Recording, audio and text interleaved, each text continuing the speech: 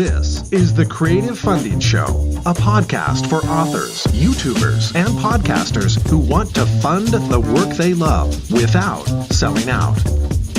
Welcome back to the Creative Funding Show. I'm on the line with Shemer, who's an Israeli indie author who's using Patreon to fund his writing. Shemer, welcome to the show. Hello, thank you for having me. So tell us a little bit about what kind of writing do you do? What kind of books do you write? Well, I just started about a year ago. I write a LitRPG series called The New Era Online. All right, and what is LitRPG? Well, it's a recent genre. It's a subset of fantasy and sci-fi. Basically, it tells the story from a point of view of a player who plays a computer game.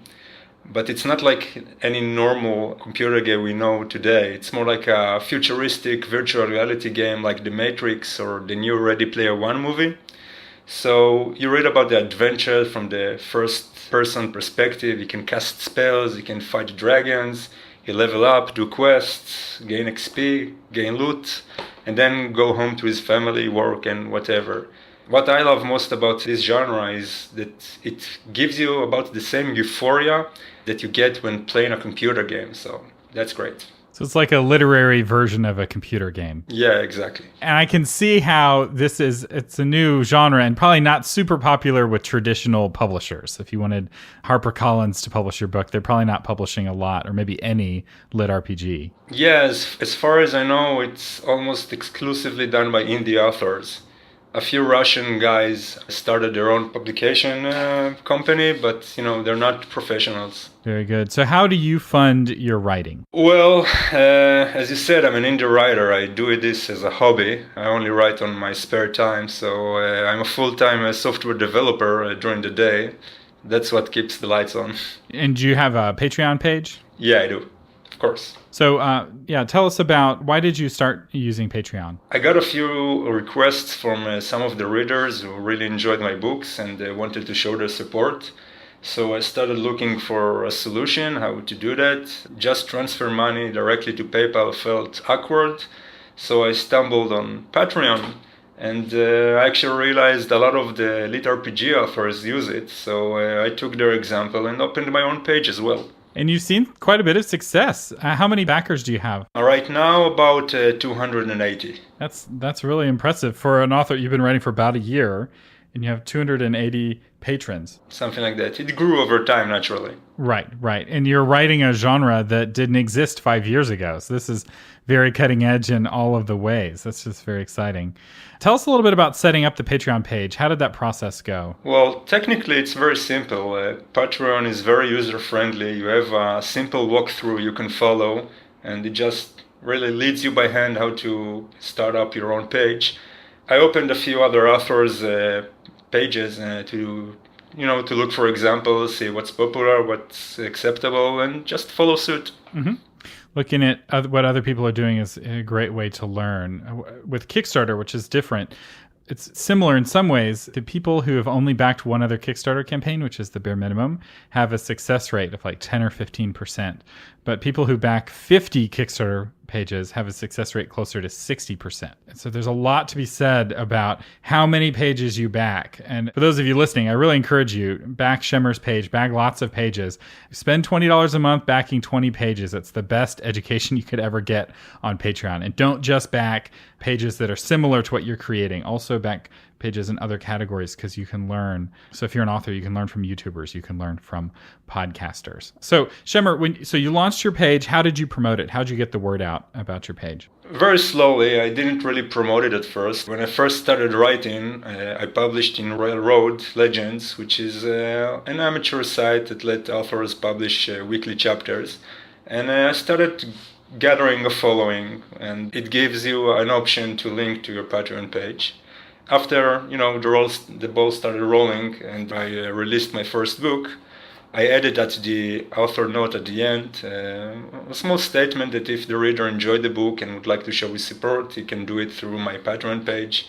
And I think that got to a lot of people because once the book hits the shelf, I saw more followers joining the page. That's a really creative way to promote a Patreon page, saying, hey, be a part of the book or a part of the next book by, being a part of this community. I remember at the end of many books, I'm really frustrated because I want more of the book and I have to wait for book 2 to come out. Well, this is a way for me to kind of get a little bit more while I'm waiting for the next book to come out. Yeah, exactly. Yeah, actually, a funny story.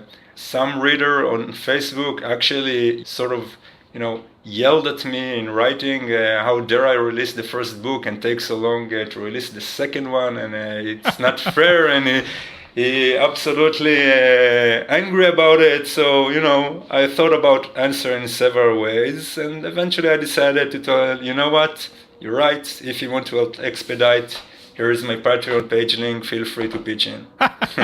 Put your money where your mouth is. If you want me to write faster, pay up.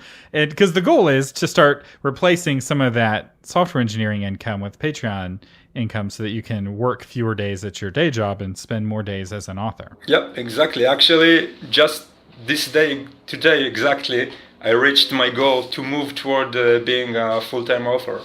I reduced my full-time work from 5 days a week to 4, and starting this week, I will write more, dedicate a full day to writing.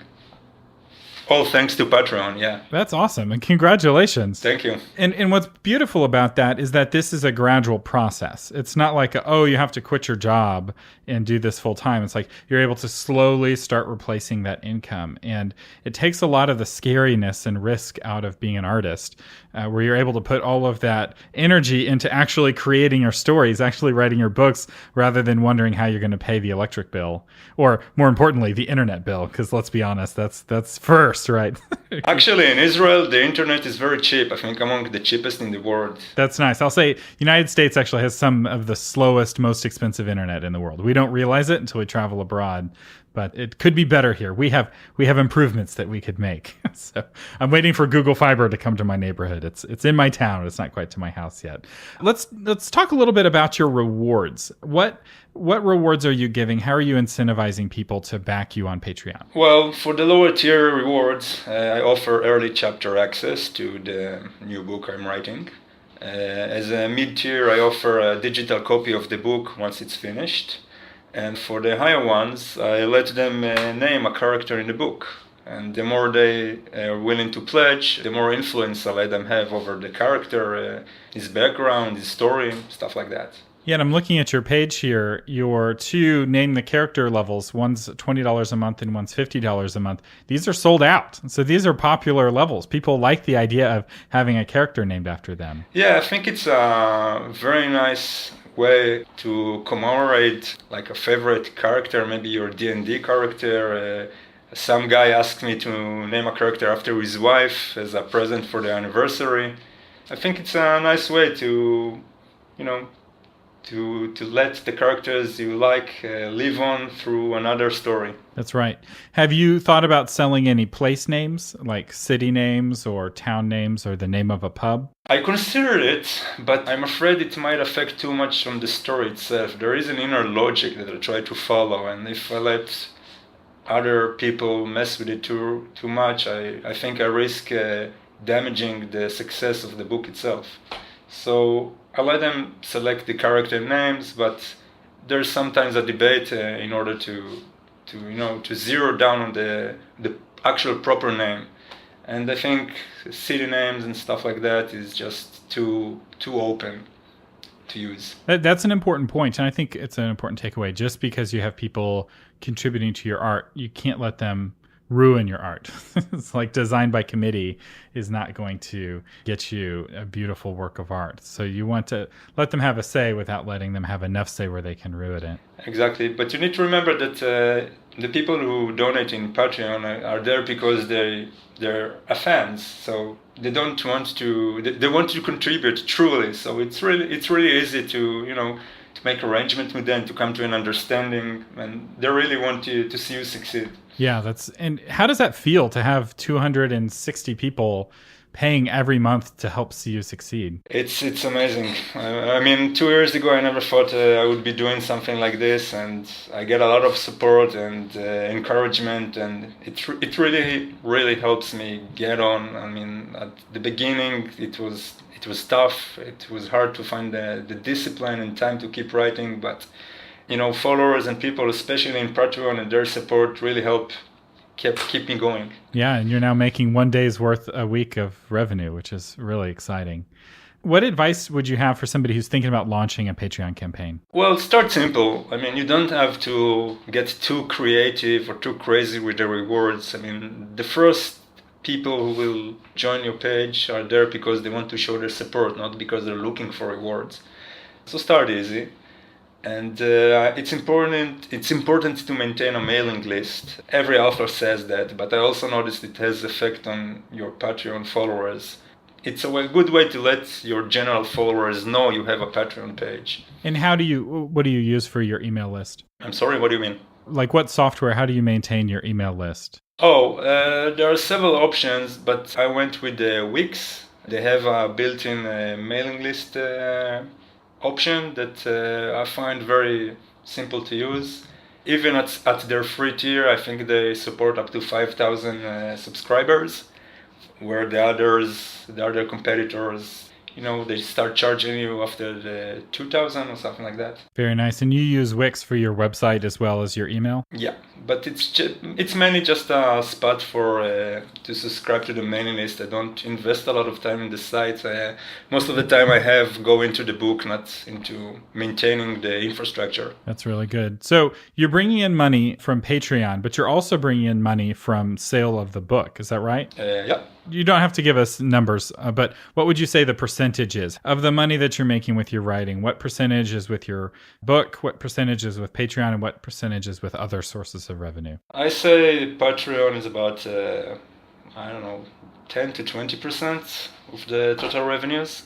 Okay, so the big chunk of your money is still coming from selling your book, which is a good sign. It means that people are actually enjoying your book and enjoying your writing. You're right, but for indie authors, especially in LitRPG, the book sells the most at the first 2 or 3 months, and then it drops drastically. So after a year, the Patreon page makes up a lot of the income. Yeah, with authors, the income tends to be very lumpy. You get a big surge when it goes up for pre-order, when it goes up, first for sale, and you may get a few more surges as you do relaunches or campaigns, but your kind of evergreen sales for most books is pretty low, and Patreon allows you to fill in those gaps. Is that what you're saying? Yeah, it's a more steady way of receiving extra revenue. That's awesome. And a good encouragement. A lot of authors are curious. I've gotten more feedback from authors than from any other group, because other than LitRPG and some sci-fi and fantasy, most genres have almost no one using Patreon, or very few. And they're all looking at it and they're considering. It's like, could Patreon work for me? So what advice would you have for an author who's thinking about launching a Patreon campaign? Well, there is not really a downside. It takes about 5 minutes work to create your own page, and then it's out there. You don't have to maintain it. If someone wants to show their appreciation, you have it already in place without extra obligation or effort on your part. So why not just do it? That's perhaps the best argument I've heard so far. But it's scary, Shemer. I don't know. People might see that I don't have very many backers. At first you have no backers, but as the list grows, you invest more time and effort in it. And now I think I spend like at least an hour every day corresponding with my patrons, answering their comments. And although it takes time, it's good. It's helped motivate me to keep going. So it's a good platform. Yeah. And are you using your backers as a source of beta readers? Are you getting feedback on drafts and making changes? Oh yeah, as I said, I post early chapters. So those are before any editing or alpha reading. So they are my alpha readers. There's a few dedicated patrons that give that write comments, page full of mistakes and stuff that I need to address So that's really helpful in that regard. So they're paying you to give you free editing for your book to make it better? Let's not say it like that. They might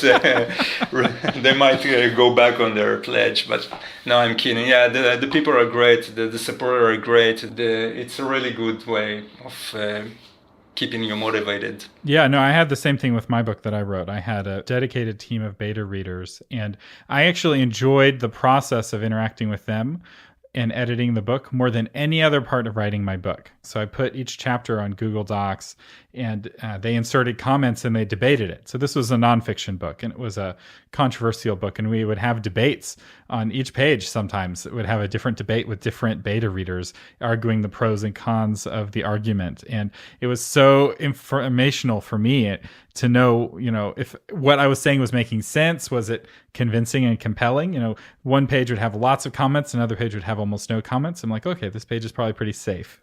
And it was very fun. Like, engaging with the readers is fun because these are not haters. These are not people who are leaving you 1-star reviews. These are your most passionate fans. Yeah, and they want you to succeed. They want your book to succeed, and they try their best to support you and help with that. And so that's a good crowd to have around you. That's right, because it's so easy.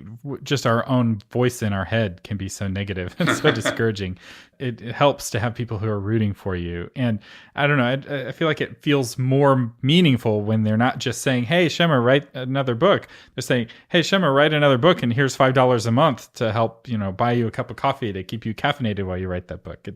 It's a very powerful motivation. So we're just about out of time, but where can people find you online? I have a Facebook page. You can find it by searching for Life Reset, and also in my Patreon page. As I said, I'm very active there. I'm keeping in touch with my followers, so that's a good place. Very good. And we will have links to his website and his Patreon page and Shemer's Facebook page in the show notes. And I encourage you, especially if you're an author, find several authors who are doing it well. And Shemer's doing it well. He has more backers than most authors on Patreon right now. And give him $1 a month, see what he's doing, see what you can learn from him and from his rewards. One final question before we go. Tell us why you named your rewards after different kinds of goblins.